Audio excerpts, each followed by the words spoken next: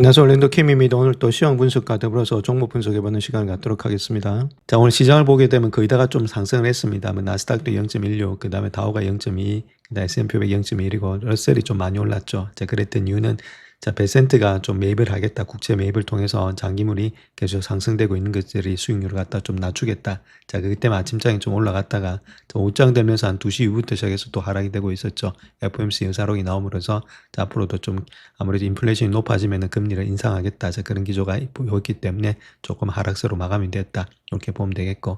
자, 그로 인해서 아무래도 국채를 갖다가 국채 수익률을 좀 낮추겠다. 자, 그렇게 하니까 가장 먼저 반응했던 것이 러셀이 많이 반응을 했고. 그다음 두 번째는 지금 비트코인이란지 이더리움 이런 것들이 큰 폭에 올라갔다. 그래서 눌려있던 통화 있죠. 그런 것들 비트코인주들이 많이 올라갔던 하루였다 이렇게 말씀을 드립니다. 오늘 시장을 볼 것 같으면 시장에서 뭐 큰 폭의 상승세는 없었죠. 반도체가 일단 아직까지는 하락되고 있었다 이렇게 보시면 될게요. 특별히 마이크론 테크놀로지는 이런 종목들 있죠. 이런 종목들이 좀 올라갔어야 되는데 SK 하이닉스 자사주에도 불구하고 올라가질 못했습니다. 데일 앤드 샌디스크, 웨스턴 디지털, 시게이트 뭐 거의 다 한 7%, 4% 이렇게 하락이 됐고 반도체 장비도 역시나 하락이 됐다. 그래서 인텔, ADM, 브로드컴 이런 것들도 많이 하락했죠. 마벨하고 또 구글이 시너지 효과를 나타내면서 AMD라든지 이런 것들도 마찬가지로 좀 하락이 됐던 하루였다. 그래서 전반적으로 반도체는 그렇게 좋지 못했고 그에 반해서 소프트웨어들은 조금 좋은 가운데 있었죠. 소프트웨어도 지금 이제 크라우드 스트라이크라든지 팔로알토 이렇게 보안주 외에는 다 상승세가 일어났다. 그렇게 말씀을 드릴 수 있겠고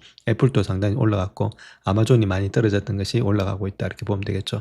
자, 아마존 이런 것들은 우리가 좀 투자를 하시자 이렇게 말씀드렸고 테슬라도 많이 하락했던 것이 반등이 됐다. 이렇게 보시면 되겠습니다. 자, 반도체가 내려가니까 결론적으로 헬스케어 이런 것들도 계속해서 주가는 좀 달리고 있고 파이낸셜은 좀 올라갔던 데 따른 이제 금리나 이런 것들이 오니까 좀 하락이 됐던 하루였다. 산업재도 그렇게 밸류에이션이 높은 상태에 있으니까 올라가기가 좀 힘든 모양이었다. 이렇게 보면 되겠죠. 그러니까 전반적으로 좀 혼조세를 보였던 하루였다. 이렇게 말씀드립니다. 자, 11개 섹터 중에서 지금 퍼포먼스 보게 되면 한 6개 정도가 상승했고 한 3개 정도가 하락을 했는데 자, 테크놀로지, 그다음 파이낸셜 인더스트리 이런 것들은 좀 고평가되어 있죠. S&P 500보다도 파이낸셜은 원래 자, 전반적으로 하락되어 있는 상태에 있는데 자, 테크놀로지, 인더스트리 이쪽 분야는 조금 S&P 500이 20배수라면 얘들은 뭐 25배수, 23배수 받고 있으니까 배수가 좀 높게 고평가되어 있으니까 주가 올라가는데 조금은 저항세가 일어나고 있다 이렇게 보시면 되겠죠. 그래서 많이 올라갔던 들 중심으로 일단 방어주 중심으로 좀 많이 올라갔다 이렇게 보면 되겠죠. 그래서 아직까지도 시장 자체가 우리가 갖고 있는 반도체주가 올라가기에는 좀 시간이 더 많이 걸리지 않겠는가 그렇게 보여집니다. 자, 오늘 장에서 본다면 브렌트 5월 1일 91불대를 기록하고 있습니다. 이런 것들이 좀 내려가면은 반도체는 더 많이 달릴 수 있는데 이런 것들이 안 내려가면은 반도체 달리는데 또 한계가 있다 이렇게 보면 되겠죠. 물론 베센트가 10년물 금리 이런 것들을 조정하고 있지만은 인위적으로 조정해 가지고는 그거 자체가 그렇게 약발이 오래 가지는 못한다 이렇게 보시면 됩니다.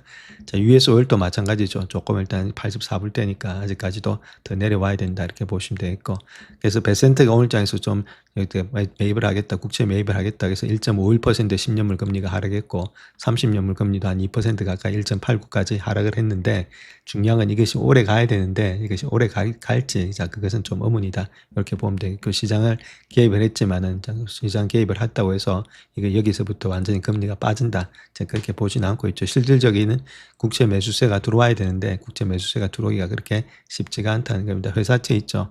구글이라든지 이런 데 회사채가 계속해서 발행되고 있기 때문에 물량 자체가 쉽게 이쪽으로 들어오기는 쉽지가 않다 이렇게 보면 되겠죠. 물론 올라갔을 때 약간 일단 털어주는 그런 개념은 좋았지만은 지속적으로 될지는 우리가 계속해서 관찰해야 될 때다 이렇게 말씀드립니다. 자, 어쨌든 S&P 500 지수는 아직까지 좀 횡보장세 있고 나스닥도 좀 내려왔던 것이 횡보장세 있는데 아직까지 뭐 추세가 완전히 돌아나가서 여기서부터 주가가 급등한다 그렇게 보지는 않고 있습니다. 좀 더 시간과 기간 조정이 필요하지 않겠는가 자, 그렇게 보여지고 있죠. 자, 그와 더불어서 오늘 장에서 가장 좋았던 것은 역시나 일단 비트코인이었다 이렇게 보면 되겠죠. 비트코인은 저번부터 한번 말씀을 드린 정찰병 정도는 보내놓자 이렇게 말씀을 드렸던 종목이죠. 그래서 이런 것들도 어느 정도 이제 65,000대 이렇게 강하게 돌파를 했기 때문에 이제부터는 좀 상승의 여력은 있지 않겠는가. 비트코인 같은 경우에 있어서는 그런 것들을 한번 체킹하셔서 이런 것들이 아무래도 추세를 갖다 이탈했다 이렇게 보면 되겠죠. 물론 뭐 여러 가지 것들이 있습니다. 크레이트 법안이라든지 여러 가지 것들이 있는데 우리가 이건 아무래도 수급에서 움직이니까 차트상에서 보시고 좀 돌파한 후에 그 돌파가 계속 지속이 된다면은 우리가 좀 매집의 관점에서 보시면서 들어가는 것들이 필요하다 이렇게 보시면 되겠죠. 그 다음에 이더리움도 마찬가지로 마찬가지죠. 이렇게 추세를 강하게 돌파했다는 겁니다. 결론적으로 이야기해서 추세를 강하게 돌파했다는 것은 위로 일단 방향을 좀 틀었다 이렇게 보시면 되겠죠.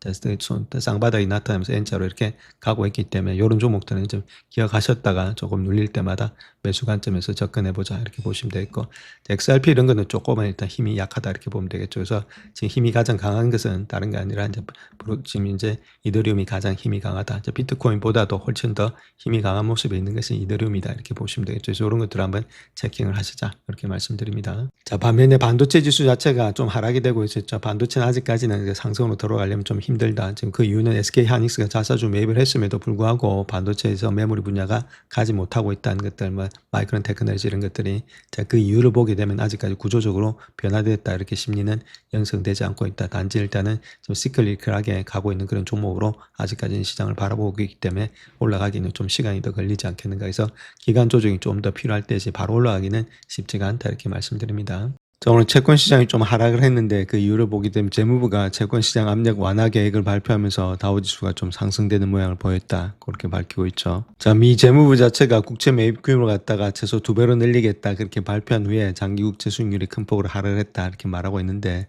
자, 그로 인해서 또 같은 종목들도 있죠. 그와 더불어서 올라갔던 종목들, 금리 인하 수혜주로 여겨지는 종목들이 상승했는데 로스라든지 지금은 홈디포, 그 다음에 맥도날드 이런 것들이 상승을 했다 그렇게 밝히고 있습니다.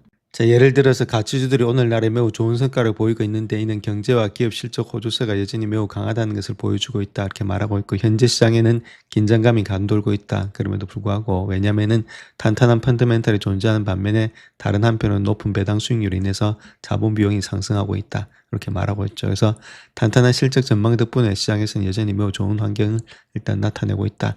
그런 식으로 이야기를 하고 있죠. 자, 특별히 마벨 같은 경우는 구글과 텐스 처리 장치와 관련된 계약을 발표했고, 알파벳의 마벨 보통주 5,900만 주를 매입할 수 있는 워런트를 발행한 후에 주가가 8% 급등을 했고, 자, 오픈AI 같은 경우는 2분기 실적이 투자자를 실망시켰다고 보도한 후에 다른 기술주들도 좀 하락했다. 매출이 1분기 대비해서 2분기에 18% 증가했지만 손실 또한 커졌다. 자, 그래서 브로드컴이라든지 AMD 이런 것들이 또 하락을 했다. 자, 그렇게 밝히고 있죠.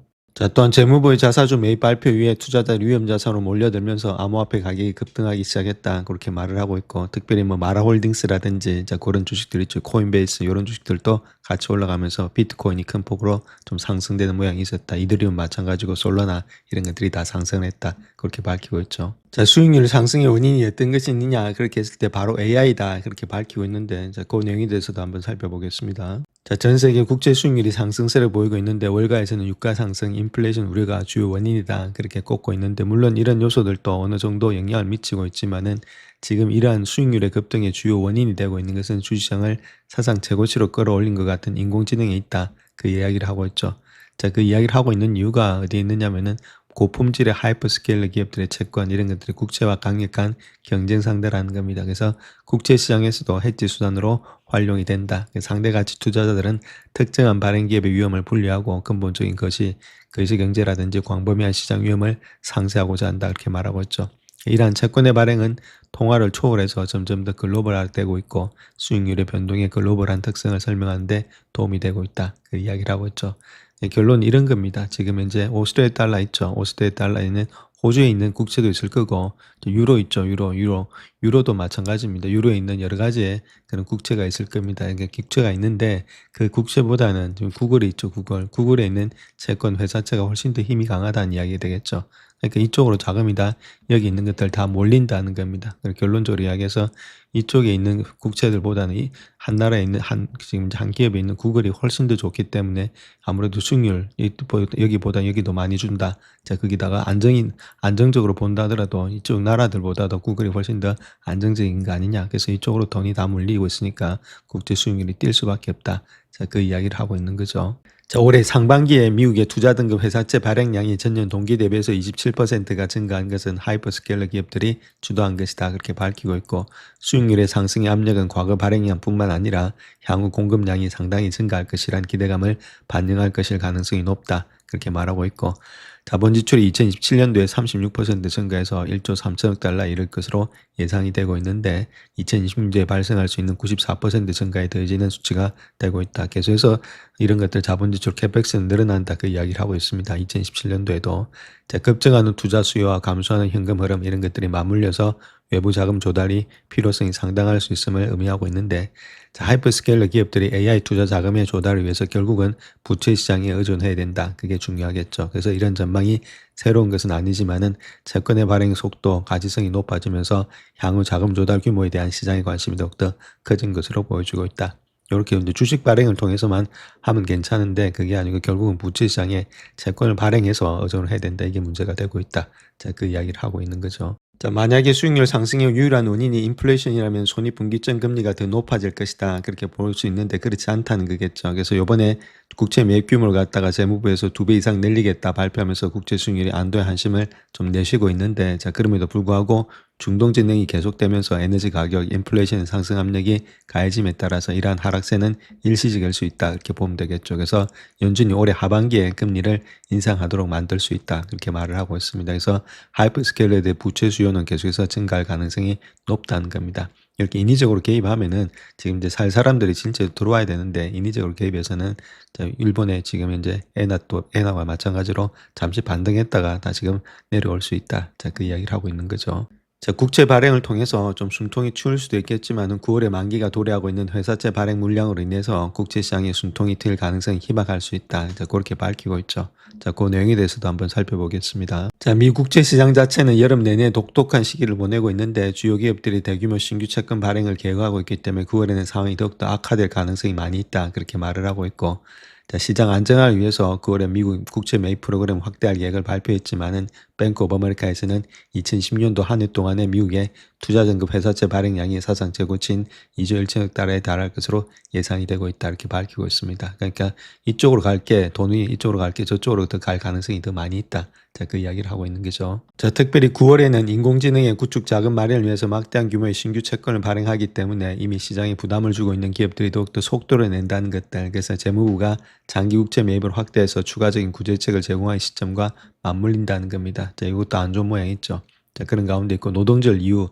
계약 시기는 미국의 투자 등급 회사채 발행 시장에서 정통적으로 가장 활발한 시기다. 그렇게 말을 하고 있고, 자, 초대형 기업들의 대규모 거래가 증가함에 따라서 9월에 총 발행액이 2천억 달러라는 달성 가능해 보이지만은 이는 공급과 수요의 미묘한 균형뿐만 아니라 국제시장의 안정성에도 달려있다. 이렇게 말하고 있죠.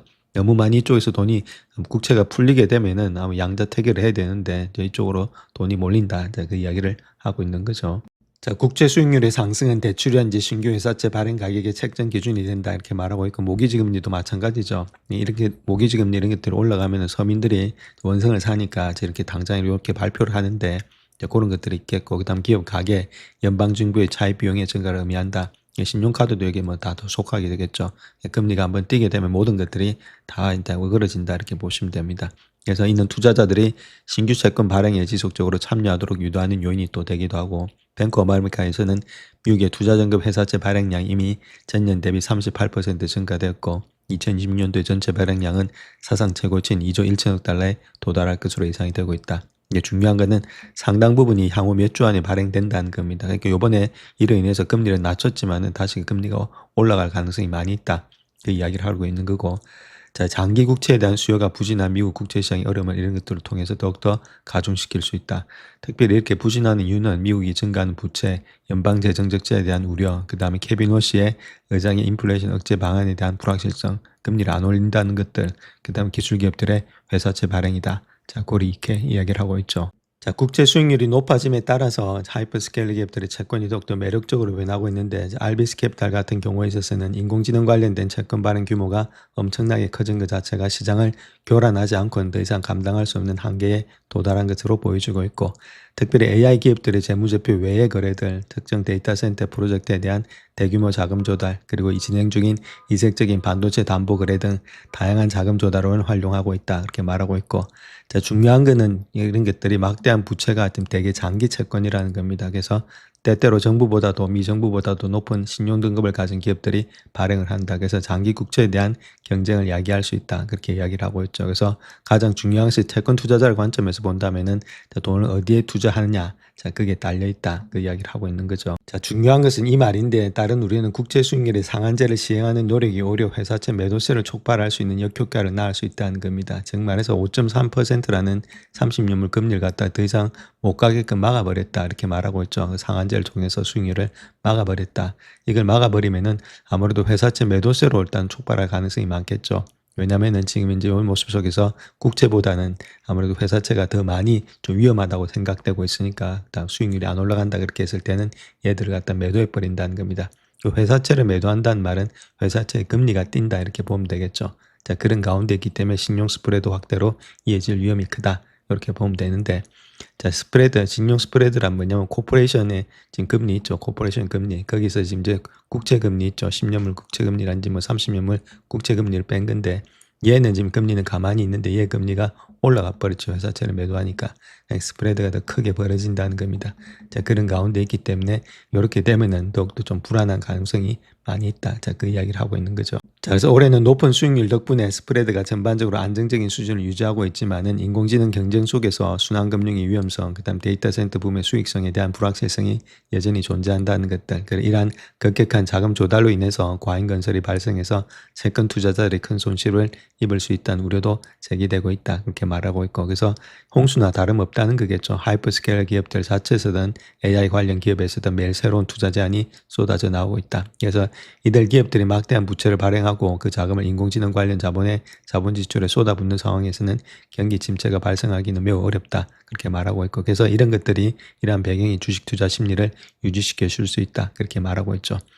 그로 위해서 채권의 매력은 또 약화될 수 있다. 주식 투자 심리가 올라가니까 채권의 매력이 약화되는 것이 이런 메커니즘에 있는데, 자, 중요한 것 자체를 봤을 때는 좀 트럼프 행정부는 10년 만기 국채 수익률 이런 것들 비롯해서 장기 국채 금리를 안정적으로 유지하겠다는 의사를 분명히 밝히고 있다. 이렇게 말하고 있죠. 매력이 좀 떨어지니까 이렇게 하기로 한다. 그 이야기를 하고 있는데 잘 안 먹혀 들어갈 거다. 자, 그 이야기를 하고 있는 겁니다. 자, 그 다음 또 하나 더 생각해야 될 것은 뭐 다른 걸 떠나서 9월이 주시장이 좋지 않다는 것을 알고 있다는 겁니다. 그래서 전략적으로 봤을 때 계절적인 약세가 나타난 경향이 있는 것이 9월 달이 되지 않겠는가. 자, 그렇게 볼 수 있겠죠. 자, 그렇게 되면은 아무래도 국채가 일단 계속해서 뛰고 있는 것들이 어느 정도는 일단 국제시장으로 자금이 좀 데려갈 가능성도 있다. 이렇게 보면 되겠죠. 미국 주시장이 좀 하락이 되니까 그 자금들이 국채로 몰릴 가능성도 있다. 금리도 높은 데다가 시장에서는 주가가 내려간다면은 그렇게도 볼 수 있겠죠. 그래서 9월 달은 조금 한번 지켜봐야 될 장이다. 이렇게 밝히고 있습니다. 자, 연준의 회의록에 따르게 되면 금리 인상에 대한 지지가 커지고 있는 것으로 나타나고 있는데, 보고서에 따르면 많은 관계자들의 인플레이션이 하락하지 않으면 더욱더 긴축적인 정책이 필요할 가능성이 높다. 자, 그렇게 생각한다고 밝히고 있죠. 지난달에 연준의 페드 관계자들이 금리 정책을 논의하기 위해서 모였을 때 6월의 회의 때보다 금리 인상에 찬성하는 관계자가 더 많았다. 이렇게 수요일 공개된 회의록에서 밝혀지고 있는데, 금리 인상 결정 후에 3주 만에 공개된 회의록에 따르게 되면 여러 명의 연준 관계자들이 금리 인상에 찬성한 것으로 나타났고, 6월에는 소수의 관계자만이 긴축의 통화 정책을 지지했다. 이렇게 말하고 있죠. 물론 몇 명의 관계자들이 의미하는지는 정의하지 않고 있는데, 회의에는 연준의 고위 관계자 11명이 참석했고 정책 결정에 12명이 투표한다는 거겠죠. 저번에 한 3명 정도 됐는데 그 이상이 되지 않았나. 자, 그렇게도 볼 수가 있겠죠. 자, 관계자들은 물가 상승의 압력이 여전히 광범위하게 지속되고 있고 2%의 물가 상승 목표 달성이라는 약속을 지키기 위해서는 더욱더 긴축적인 통화정책 기조를 택해야 된다. 그렇게 말하고 있죠. 특별히 물가 상승률이 5년 이상 연준의 목표치를 웃돌고 있다. 그렇게 말을 하고 있고, 정책을 동결했던 것을 지지했던 관계자들이 7월부터 9월 중순에 열릴 다음해 연준의 회의에서의 수입된 정보가 인플레이션 전망에 대한 더 명확한 정보 제공에 따라서 불확실성을 줄일 수 있다. 그렇게 말하고 있습니다. 그래서 향후 전망에 대해서 많은 관계자들은 인플레이션이 하락하지 않으면 금리 인상이 필요할 가능성이 높다. 자, 그렇게 말을 하고 있는데, 가장 중요한 것은 이제 과반이 찬성할지 거기에 대해서는 또 의문이 생기고 있죠. 근데 그때 가서 봐야 되는데 지금 현재 모습 속에서 9월 달에 뭐 인상을 할 가능성은 별로 없을 것으로 보여지고 있습니다. 그래서 결론적으로 본다면 회의록을 보면 연준 관계자들이 인플레이션 전망에 대해서 여전히 의견이 분분했음을 알 수 있는데, 올해 남은 기간 동안에 인플레이션이 하락할 것으로 예상되고 있고, 많은 사람들이 인플레이션이 지속적으로 높은 수준을 유지할 가능성도 있다. 왔다 갔다 한다는 겁니다. 관세와 에너지 가격의 영향을 제외하더라도 근본적인 인플레이션이 높은 수준으로 보인다 이렇게 말을 하고 있고, 자, 중앙은행 주요 지표인 인플레이션의 기대치 설문조사 결과가 이란과의 갈등 이전보다 높아졌다는 것들. 그래서 7월에 회의 직전에 전쟁이 재개되면서 인플레이션 전망이 불투명해지고 있다 그렇게 말을 하고 있습니다. 아무래도 이런 것들이 전쟁이 재개됐다는 것들. 그래서 투자자들은 지난 7월 연준 이후 발표된 인플레이션 데이터가 예상보다 낮게 나오면서 9월 중순에 예상된 다음 연준 회의에서도 금리 인상 기대치를 낮추고 있다 이렇게 말을 하고 있죠. 그래서 지금 현재 모습에서는 좀 낮춰지고는 있는데 아직까지 뭐 어떻게 될지는 모르겠지만은 케빈 워시가 9월달, 10월달 정말에서 11월 선거 전까지는 그렇게 요동치면서 금리를 인상할 가능성 별로 없어 보인다 이렇게 밝히고 있죠. 자, 그래서 9월 달에 금리 인상 자체를 본다면 67.4%가 그대로 간다는 겁니다. 동일한 확률. 그 다음에 32.6%만 지금 아무래도 조금 올리겠다. 그렇게 이야기를 하고 있으니까 9월 달도 거의 뭐 지금 모습에서 금리 인상할 가능성은 거의 없다. 이렇게 보시면 되겠죠. 다음 주식시장이 한 10% 정도 하락할 가능성이 높은 이유가 있는데 5가지 이유가 있다는 겁니다. 그래서 계절적인 이유 말고도 다른 이유가 있다. 그 이야기를 하고 있는 거죠. 자, 최근에 주식시장의 약세를 본다면 계절적인 요인, 높은 투자 심리, 그리고 실적 발표 모멘텀 둔화로 인해서 10에서 한 20% 하락 가능성이 있다 이렇게 말하고 있고, S&P 500 지수가 전후 추세선 평균보다도 55% 높은 수준에서 거래되고 있거나 주당 순이익이 상승할 여지가 거의 남아있지 않다. 경제성장, 강달러, 고유가, 인플레이션, 채권의 수익률의 상승, 통화금급 중개사의 둔화 이런 것들이 요인이 내서 하방 압력을 받고 있다. 자, 그렇게 이야기를 하고 있죠. 자, 그 첫 번째 이유가 되는 것이 아무래도 계절이라는 겁니다. 9월 달은 일반적으로 S&P 500 지수에 있어서 가장 좋지 않은 달이다 이렇게 말하고 있고, 1928년 이후에 평균적으로 약 1%가 하락했다. 1% 수치는 우회해 보일 수 있겠지만 9월은 다른 달에 비해서 훨씬 더 큰 폭으로 하락이 발생한 달이기 때문에 더욱더 위험하다. 자, 그 이야기를 하고 있죠. 그래서 이 장표 보시든 8월 달은 0.66% 상승했다가 9월 달만 마이너스 1.08입니다. 다른 달은 거의 하락세가 없겠고, 2월 달에 좀 하락세가 있고, 자, 9월 달 하락세, 그 다음 다른 달은 다 플러스죠. 그러니까 9월 달에 좀 하락세가 있을 수 있다. 그 이야기를 하고 있는 거죠. 자, 그 다음 두 번째는 투자자의 심리가 매우 낙관적이라는 겁니다. 역발상 투자자 관점에서 본다면 부정적인 신호다 이렇게 말하고 있고, 주시장에서는 대중의 흐름과 반대로 행동하는 것이 종종 유리하기 때문이다 이렇게 말하고 있습니다. 자, 많은 투자자들이 낙관적인 전망을 하고 있을 때 주식을 매수해서 가격을 끌어올릴 관망세에 있는 투자자들은 상대적으로 적다는 것들. 자, 그렇기 때문에 주가가 올라가기 힘들다는 것들. 그래서 또 투자 심리 지표를 본다면 인베스터스의 인텔리전스의 강세 약세 비율이 최근에 3.88 기록했다. 요건 0.5에서 5 사이에서 척도에서 나타난 수치인데, 역사적으로 4를 넘는 수치는 시장에서 신중한 접근이 필요하다는 그런 신호가 되고 있다. 그 시점에 가까워지고 있다. 그 이야기를 하고 있습니다. 그러니까 이런 것들을 봐서는 아무래도 두 번째 문제인 좀 하락세가 될 수 있다. 그 이야기를 하고 있는 거죠. 자, 그 다음 또 S&P 500 지수의 주가가 주당 순이익 모두가 추세선 대비 사상 최고치에 근접하거나 이를 경신했다 그렇게 말하고 있고, 추세선 대비해서 편차 측면에서 더 이상 크게 상승하기는 어려울 것이다 그렇게 이야기를 하고 있습니다. 그래서 S&P 500 지수는 전후 추세선 평균보다도 55%가 높은 수준에서 거래되고 있고, 이보다 가격 프리미엄이 높았던 시기는 2000년 3월 기술주 거품이 붕괴된 정점 때뿐이었다. 그렇게 말을 하고 있습니다. 그래서 S&P 500의 EPS 또한 최근의 추세 대비 극단적으로 높은 수준을 기록하고 있다. 그렇게 말을 하고 있죠. 그래서 추세선 평균이 따라잡을 수 있도록 조정이라든지 일시적 횡보 없이는 주가가 주당 순이익이 계속해서 상승할 여지가 없다. 그렇게 이야기를 하고 있습니다. 또한 방어주가 좀 위면을 받고 있다는 것들. 방어주의 시가총액이 S&P 시가총액이 17% 가까이 떨어져서 사상 최저치에 근접하고 있다. 자, 미 시장에서 방어적인 투자 심리가 사라진 듯하다. 대부분의 투자들 큰 폭의 시장이 하락을 겪는 것보다는 새로운 시대의 상승장에서 기회를 놓칠까 봐 더 걱정하고 있다. 이렇게 말하고 있죠. 위험 관리가 안 되고 있으니까 이럴 때 한 번 더 주가의 폭락이 또 일어날 수도 있다. 그 이야기를 하고 있는 거죠. 그래서 다음 요 장표 한번 보시려면 요거는 이제 마켓캡인데 S&P 500의 디펜스 섹터 있죠. 그 방어주의 지금 이제 시가총액이 많이 내려갔다는 겁니다. 이런 것들이 2000년대하고 거의 비슷하다. 자, 그럴 때가 아무래도 초목락 상태가 한번 온다는 겁니다.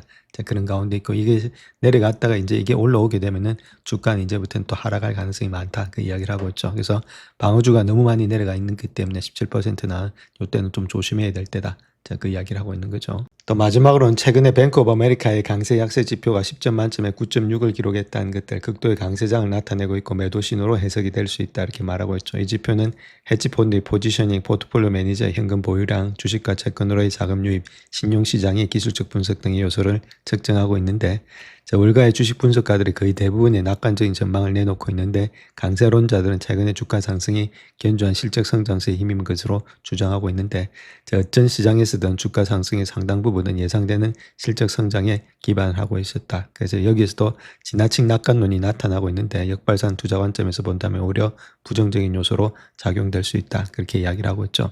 그래서 향후 12개월간의 S&P 500 기업의 주당 순이익이 예상치는 지난 10년간 평균 EPS보다 거의 90%가 높다는 겁니다. 자, 그로 인해서 90년대 이후에 평균 프리미엄이 32%에 불과했는데 자, 너무 많이 높게 프리미엄이 붙어 있다는 것들, 자, 그런 것들이 좀 위험이 되고 있다 이렇게 말하고 있고 역사적으로 높은 장기 성장 기대치는 하락세를 유발하는 요인이 될 수 있다.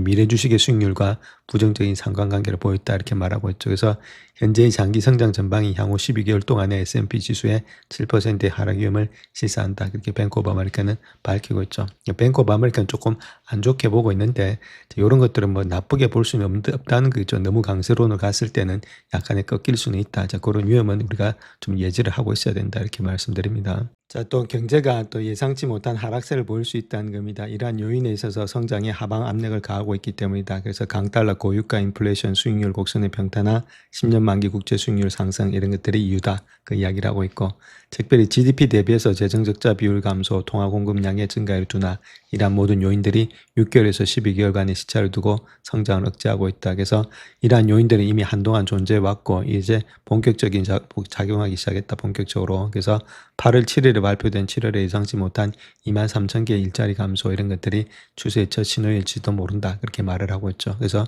투자 심리가 고조된 상태이기 때문에 더 많은 경기 약세 신호가 나타난다면은 사람들은 매도에 나설 것이다. 자, 그렇게 현재로서는 이야기를 하고 있습니다. 자, 그래서 이 장표 하나 보시면 파란선 있죠. 파란선이 S&P 500의 지수다 이렇게 보면 됩니다. 그 다음 빨간 거 있죠. 이거는 지금 이제 경제 지표인데 어떤 것들을 반영하고 있냐면 달러 있죠.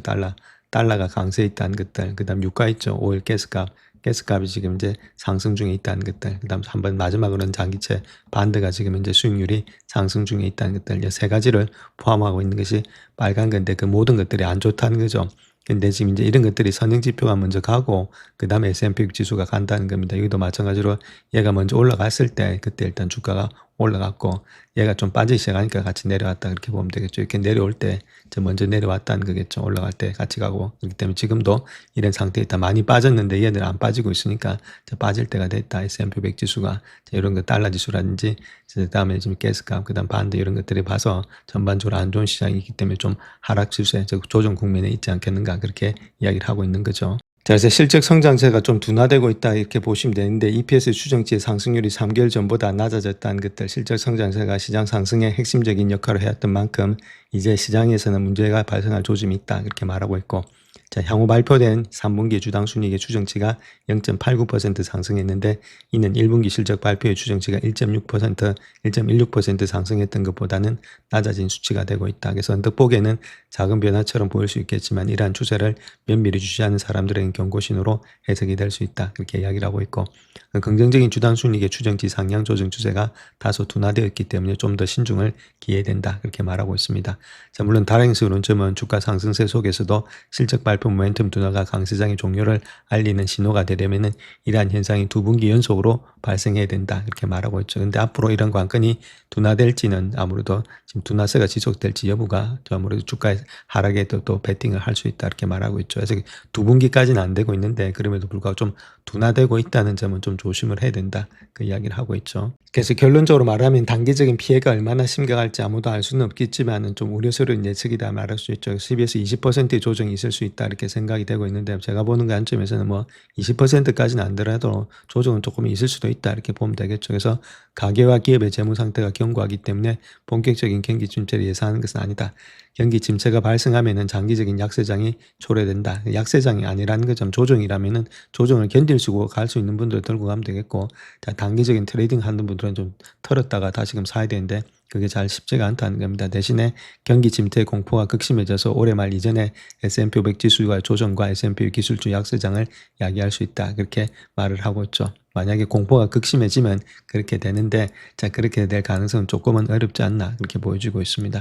그래서 조정이 올지 모르니 전부 팔아란 뜻이 아니다 그 이야기를 하고 있고 주가 하락기에 매도했다가 다시 진입하는 것은 매우 어려운 일이다. 자, 그렇게 말하고 있죠. 실제로 발생하지 않을 수도 있는 조정에 대해서 예상했기 때문에 장기 보유 포지션을 매도하는 것은 절대 권하지 않는다. 자, 그렇게 이야기를 하고 있습니다. 이 시기에는 주가를 쫓아가는 매수는 삼가야 된다. 이게 이제 중요한 거랍니다. 파는 게 아니고 쫓아가서 매수하지 마라. 그 이야기를 하고 있다는 거죠. 그래서 거래를 한다면은 평소보다 더 빨리 수익을 실현하는 것을 고려해보고 현금을 축적하고 마진 거래는 신중하게 해라. 마진 거래 하지 말고 쫓아가서 하지 말고 수익 실현 일부는 가능하다. 그 이야기를 하고 있죠. 그래서 10월 중순까지는 주가가 하락할 때 매수하는 전략이 효과적이다. 그렇게 말하고 있습니다. 그래서 저점으로 계속해서 매수 전략이 유효한 거지 매도 전략이 유효한 것은 아니다. 그 이야기를 하고 있고 10월 중순은 연중 최저점을 찍는 시기다. 그 이야기를 하고 있죠. 그러니까 이런 것들을 잘 생각하셔서 전략 매도는 할 필요 없는데 현금이 너무 많이 없다는 분들은 약간 일부는 익절할 수 있다. 자, 그런데 그걸 갖다 다시금 사는 것은 쉽지가 않다.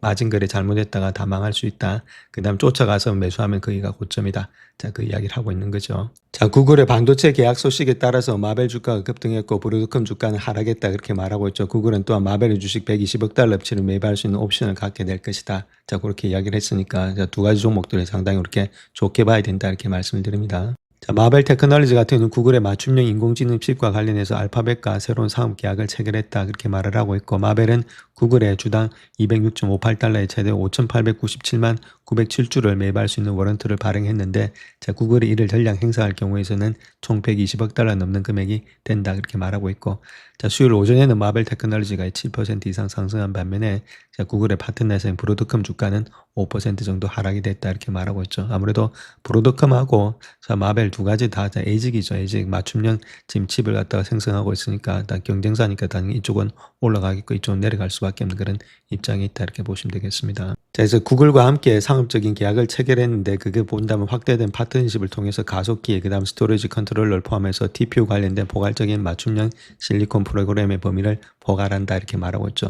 자, 구글 입장에서는 다 두 가지 다 경쟁하는 게 좋죠. 항상 브로드컴만 쫓아가서 거기만 다 줄 게 아니라 저렇게 같이 일단 줌으로 인해서 두 가지 다 어느 정도는 일단 경쟁력도 생기고 가격의 경쟁력 이런 것들이 되기 때문에 구글 입장에서는 아무래도 마벨하고 지금 이제 양다리 걸치면서 브로드컴 두 가지를 다 하는 것이 좋지 않겠나. 자, 그렇게 생각해서 이런 결정을 내렸다. 이렇게 보시면 되겠습니다. 자, 그래서 DA 데비슨 같은 경우에 있어서는 구글이 컴퓨터 역량을 확대함에 따라서 칩 공급을 다변화하고 있는 것으로 보이고 있다. 아까 말씀드린 거고 자체 개발한 TPU 프로그램이 매우 성공적이었고 그들은 해당 프로그램이 다양한 변형을 만들 것이다. 그렇게 말하고 있죠. 자, 구글의 마벨 지분 보유가 구글과 마벨 간의 더 나은 시너지 효과를 창출하기 때문에 브로드컴에는 좋지 않은 징조다. 자, 브로드컴의 TPU 개발 분야 지배력이 월가에서는 화제가 되고 있는 가운데 자, 구글이 대만 기반의 미디어텍과 차세대 TPU 칩 공급 개발 위해서 협력하고 있다는 보도도 나오고 있다. 이렇게 말하고 있죠. 또 브로드컴 역시도 지난 4월에 구글의 TPU와 네트워킹 장비를 제공하기 위해서 구글과의 파트너십을 2031년도까지 연장한다고 자, 그렇게 밝히고 있다. 양다리를 거친다. 그 이야기를 하고 있죠. 자, 다음 브로드컴 역시도 메타 플랫폼과 파트너십을 맺고 있다 이렇게 말하고 있고 메타 같은 경우도 회사의 자사의 순위라든지 추천 시스템과 AI 모델 제품을 학습하고 실행하는 데 사용되는 메타 학습 그런 추론 가속기의 칩을 개발하고 있는 것이 브로드컴이다 그렇게 말하고 있고 자, 번스타인 입장에서 본다면 브로드컴이 이 두 건 거래에서 워런트를 부여하지 않았다는 점을 지적하고 있는데 자, 브로드컴이 내년에 AI 매출을 1,000억 달러 이상으로 예상한 것과 자, 마벨이 구글과의 협력을 통해 달성하고자 했던 목표와 일치하는 것으로 보여지고 있지만 다소 좀 보수적인 전망이다. 자, 브로드컴이 좀 더 많이 아무래도 매출에 달성이 되지 않겠는가 이렇게 보여지고 있고 자, 다른 것보다는 반도체 제조업체 간의 경쟁은 성자와 패자의 초점이라기보다는 기회 규모에 초점을 맞춰야 된다. 그렇게 말을 하고 있습니다. 특별히 현재와 같이 컴퓨팅 자원이 부족한 환경에서는 모두에게 충분한 물량이 있을 것으로 예상이 되고 있고 고객의 요구를 충족할 만큼 AI 칩 공급이 충분하지 않다는 점을 언급하고 있다 이렇게 말하고 있죠. 그래서 어느 정도 이렇게 된다 하더라도 크게 문제될 것은 없다 그 이야기를 하고 있습니다. 브로드컴 주가가 하락세를 보였지만은 투자자들이 향후 몇 년간 회사의 매출 제품 개발의 방향을 더 파악할 수 있게 된다면 주가가 다시금 상승세로 돌아설 수 있다 그렇게 말을 하고 있죠. 자, 그런 가운데 있다면 요것 때문에 지금 이제 브로드컴이 좀 하락했다고 해서 지금이 좀 매수 관점으로 접근해야지 매도 관점으로 접근할 때는 아니다. 그 이야기를 하고 있습니다. 자, 다음 SK 하이닉스에 관한 이야기인데 290억 달러 규모의 자사주 매입에 나서면서 주가가 일단 저평가돼 있다 이렇게 시사하고 있죠. 그래서 한국의 메모리칩 제조업체가 현재 주가가 내재 가치를 반영하지 않는다 이제 그렇게 밝히고 있다 이렇게 말하고 있죠. 그래서 SK 하이닉스 같은 경우는 누적의 프리캐시프로의 50% 이상을 주주에게 배당할 계획에 있고 이는 목표치인 50% 이내보다는 상향 조정된 것이다 그렇게 말을 하고 있고 좀 더 준다는 거겠죠. 경영진은 정기 배당 또는 특별 배당 지급을 검토 중이다 그렇게 말하고 있고 자, 팩셋의 집계에 따르면 SK 하이닉스가 2010년도에는 170조 원의 프리캐시프로를 창출할 것으로 예상되고 있고 2025년도에 25조 원보다도 높은 수치다 그렇게 말을 하고 있습니다. 그만큼 분기 순이익이 557% 급증했기 때문에 아무래도 연간에 484%의 성장을 전망하고 있다 이렇게 말하고 있습니다. 그래서 계획된 자사주의 매입 목표는 2,400만 주, 즉 발행 주식의 한 3.3%에 해당이 되고 있다. 그렇게 이야기를 하고 있죠. 그래서 자사주 매입 발표는 향후 몇 년간의 전망에 대한 회사의 자신감을 보여주는 메시지가 되고 있다. 이번이 처음이 아니다. 자, 그렇게 이야기를 하고 있죠. 또 마찬가지로 최태원 회장 역시도 개인적으로 한 48억 정도의 자사주를 매입한 바가 있죠. 자, 그렇게 일단 매입을 해서 지금까지 저평가되어 있다는 것을 좀 보여주기 위해서 하고 있다. 자, 그럼에도 불구하고 오늘 장에서는 하이닉스가 좀 올라갔어야 되는데 그렇게 많이 올라가지 못하니까 지금 이제 마이크론이라든지 샌디스가 그렇게 주가가 올라가지 못하고 하락이 되고 있다. 이렇게 밝히고 있습니다. 자, 또한 삼성전자 역시도 다른 것보다는 일부의 첨단 파운드리 서비스 가격을 15% 인상한다. 그렇게 발표하면서 메모리 주식에 대해서 투자 심리 개선에 기여하고 있고 자사주 매입이 장기적으로 해당 부분의 신뢰를 강화할 수 있을지 그건 좀 미지수다. 그렇게 말하고 있죠. 그래서 개별 주식 시장의 요인들을 압도할 수 있는 더 광범위한 요인들이 작용하고 있다 이렇게 말하고 있습니다. 물론 이런 것들이 실적이 좋아서 더 가면 좋은데 자 그렇다면 이런 실적을 갖다가 도와주는 사람이 누구냐면 하이퍼스케일러 기업들이죠. 근데 하이퍼스케일러 기업들이 자금을 조달하는 게 채권에서 거의 다가 조달을 하고 있는데 그 금리가 떨어져야만이 조달이 원활하게 되는데 금리가 너무 높아 있으니까 그래서 힘들다. 그래서 투자 심리를 저해하고 있고 장기 차익 비용을 갖다가 상승시키고 있다. 그래서 AI 지출의 호황의 지속 가능성에 대해서 의문을 제기하고 있다. 그 이야기를 하고 있죠. 그래서 물론 이쪽은 가고 있는데 상당히 좋다는 겁니다. 삼성전자, SK 하이닉스는. 근데 그걸 뒷받침해 주는 하이퍼스케일러들의 채권 발행의 유무가 어떻게 되냐에 따라서 아무래도 삼성과 지면서 SK 하이닉스 이런 것들의 주가가 결정이 날 거다. 그 이야기를 하고 있죠. 영상을 끝까지 시청해 주셔서 감사합니다. 영상이 도움이 되셨다면 구독과 좋아요 부탁드립니다. 감사합니다.